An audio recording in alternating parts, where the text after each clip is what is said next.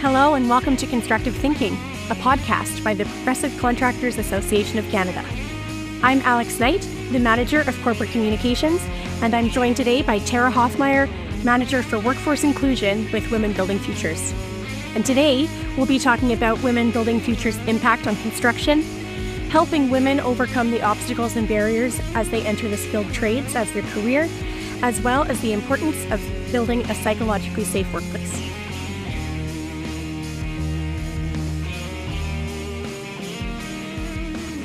Hey, Tara, thank you so much for joining us today. How are you doing? I'm doing well, Alex. Thank you so much for having me. We're so happy to have you on this podcast. Let's just jump right into it. I was wondering if you could just give us a little bit of a background on Women Building Futures as an organization, what the mission is, how you accomplish and the amazing work that you do. And then we can come back and you can tell us a little bit about your role and your background. Sounds great. So we are a nonprofit organization. We've been in operation for, I think, close to 27 years now. And we provide women who are looking to get into the skilled trades and transportation industry with some confidence building and training before they actively pursue those types of careers where they are traditionally underrepresented. We have a number of different programs that are free of cost to our students. Our flagship being our Journey to Trades program, which is a 12 to 17-week program where they get the opportunity to have hands-on training in 5 different specific skilled trades. So we have plumbing, electrical, welding, millwright, and carpentry. And in that time, they're also in classroom building up their math skills. They are learning safety practices. They're getting safety certifications. And they're really building the confidence to enter into these careers where, again, they're traditionally underrepresented. We have Class 1 and Class 3 driving, heavy equipment technician, and these are all kind of pre-apprenticeship or explorer type entry-level training opportunities for folks to move into career paths. Not only is it of no cost to them, but we provide full wraparound supports to folks looking to get into our programming, from our readiness programming all the way through when they're in sessions with us and throughout their careers as alumni as well. They can reach back into us for any supports that they need in their time together. Our target demographic of folks going through our program and to fulfill our mission of providing economic pathways for economic security for unemployed or underemployed women. And on the flip side of that, we also work with employers who are looking to take on our students to really make sure that they have those inclusive workplaces where everyone can really grow and thrive as their authentic selves in their careers of choice. That is incredibly inspiring and I believe very, very groundbreaking work. So just excited to hear more about it. And we will circle back to that. But why don't you tell us a little bit about yourself and your background and what it is you do at Women Building Futures? So I am the Workforce Inclusion Manager here at WBF, and I lead a team of folks who are really passionate about helping employers really have a strong understanding and commitment to creating those inclusive workplaces. We provide a lot of supports and resources and recommendations and advice to organizations who are truly committed to demonstrating how inclusive practices are really important to them in their workplaces. We do this through a number of initiatives. We have our Work Proud Inclusivity training that our partners are more than welcome to take. We have a community of practice with our partners so they can come together and really talk about challenges and successes in the spaces that they're experiencing so they can learn from each other and really strengthen that network of employers. We have about 75, and they're called employers of choice. And employers of choice are really those organizations who've demonstrated that really strong commitment to just creating the best possible work environments for everybody and all of their diversity, including our students. So we have a number of touch points with our employers quite frequently, and we really are passionate about educating and raising awareness and having those, challenging conversations about what inclusivity truly looks like in the workplace. That's amazing. That's honestly so interesting. So on that note, I'm sure our listeners have an idea of some of the obstacles faced by traditionally underrepresented groups getting into the trades, but what are the hidden obstacles that you would say exist for women? So one of the main things that we like to emphasize here at Women Building Futures is the importance of paying a living wage. We know that in order for folks to come fully prepared and able to do their best work coming forward, they really need to be able to make a wage that covers all of their day-to-day living expenses. We also know that this is higher than the minimum wage, and it varies based on where you live in the province. So our employer partners surely are committed to paying that living wage, which really contributes to psychologically safe and healthy employees. We really do focus on that psychological safety and health in the workforce, because we know that having an empowered workforce and strong psychological safety means employers benefit from teams that are more engaged, communicative, and resilient. And this translates into improved efficiency and productivity, while also fostering a workplace culture that's rooted in trust, respect, and humanity. So we really want to make sure that folks aren't being discriminated against. So we know that having an empowered workforce and strong psychological safety means employers benefit from teams that are more engaged, they're communicative, they're resilient. And this translates into improved efficiency and productivity, while also fostering a workplace culture that's rooted in trust, respect, and humanity, where people feel safe to contribute, to innovate, and to grow. And this in turn increases retention, right? So employee retention is cost-effective because it reduces ongoing expenses associated with recruiting, onboarding, and training new staff. And when employees stay longer, organizations benefit from their growing expertise, stronger team cohesion, and increased productivity. And this leads to better outcomes and lower turnover. So this can look like anything from somebody feeling safe to report unsafe working conditions without fear of, negative backlash for that, or fear of job loss. It's where people feel safe to explore and be innovative, ask questions without, the fear of seeming like they are not, an effective or efficient employee.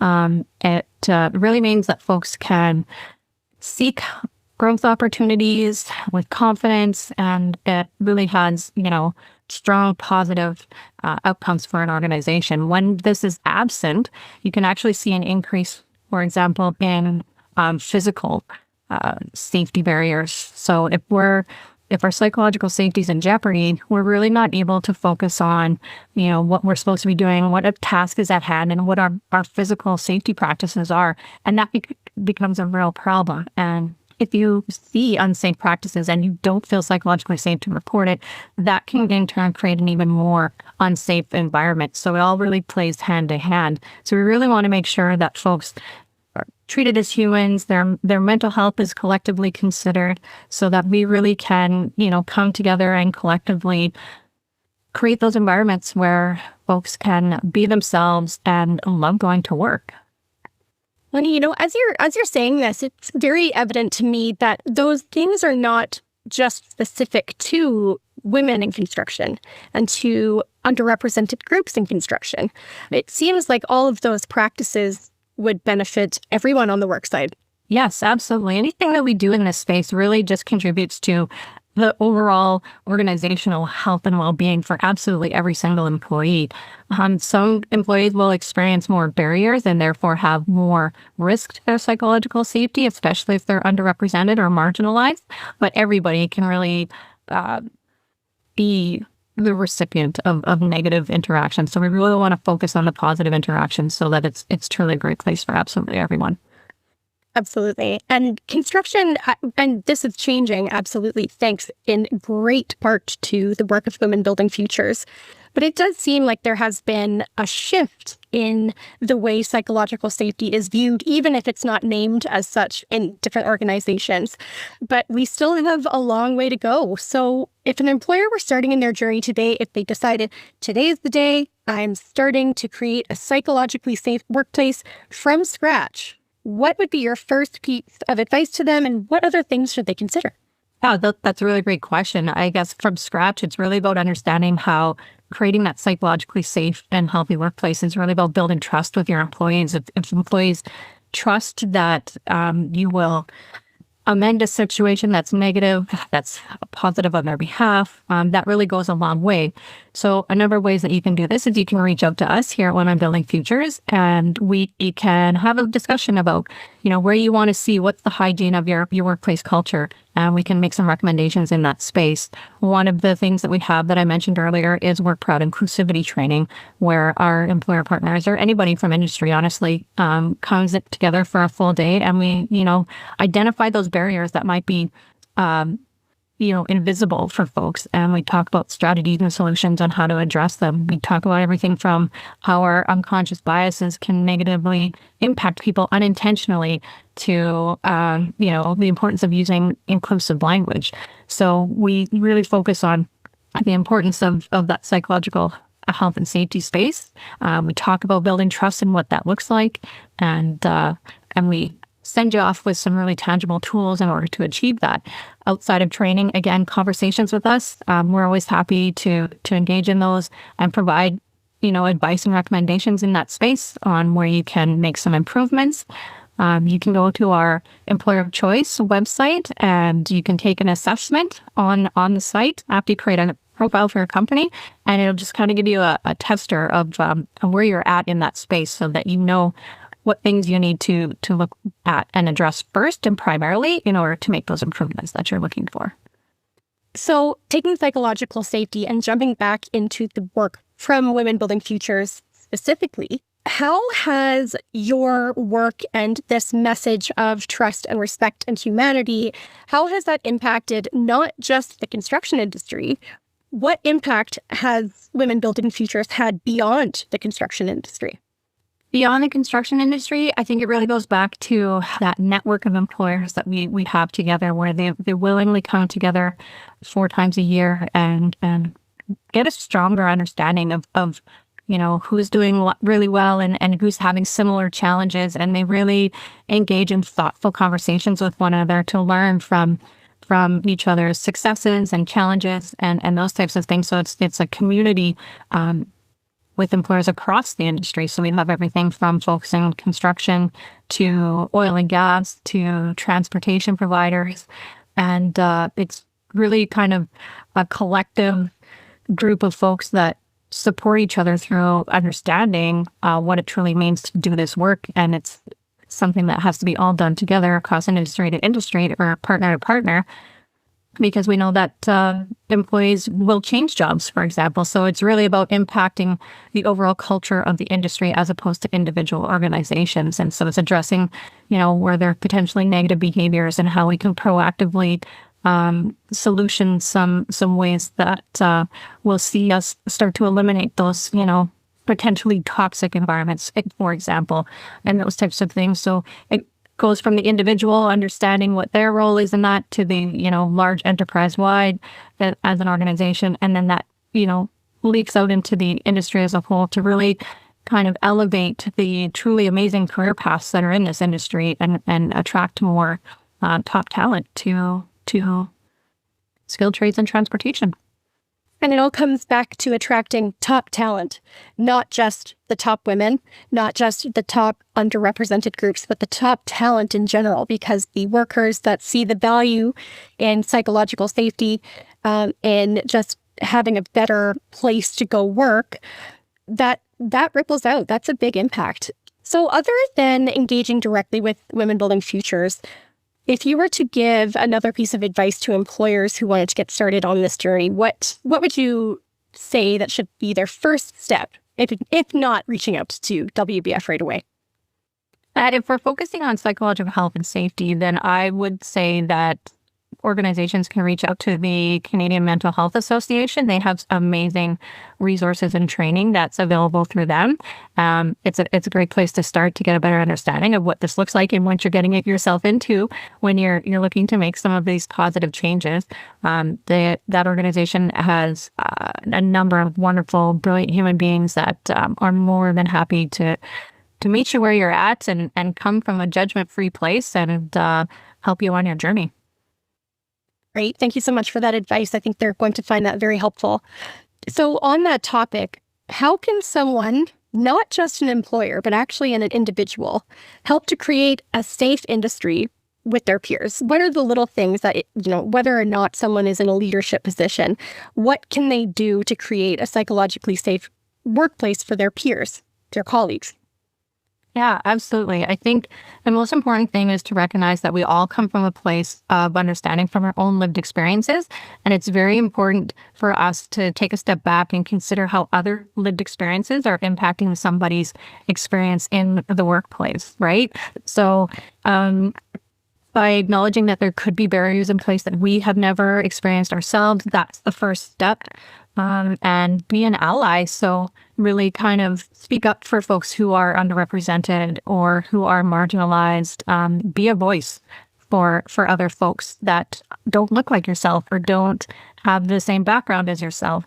And really kind of advocate mutual understanding of the different lived experiences that really come together and collectively make workplaces so diverse and vibrant and innovative, right? So seek to learn more about folks that have different backgrounds than yourself so that you can have an understanding of where they're coming from and what possible negative experiences they're having. And then once you do have that understanding, again, really use your voice and speak up, for folks who are experiencing things other than yourself. You can create or participate in employee resource groups, for example, if your workplace has them. And these groups are really great at collectively coming together to address, barriers in the workplace and then provide solutions up to leadership about how to kind of successfully intervene in those challenges that people are experiencing. Yeah. And, learn when it's a good time to call in someone who's having negative behavior or calling it out in a group setting. That's really important as well. But it's all about learning about different cultures and backgrounds and experiences that aren't your own, so you can have a better understanding of the folks that you're working alongside and how you can support them and what your role is in creating that positivity. Positivity via curiosity and empathy, it seems. Absolutely. Yeah. Those are the keys. Absolutely.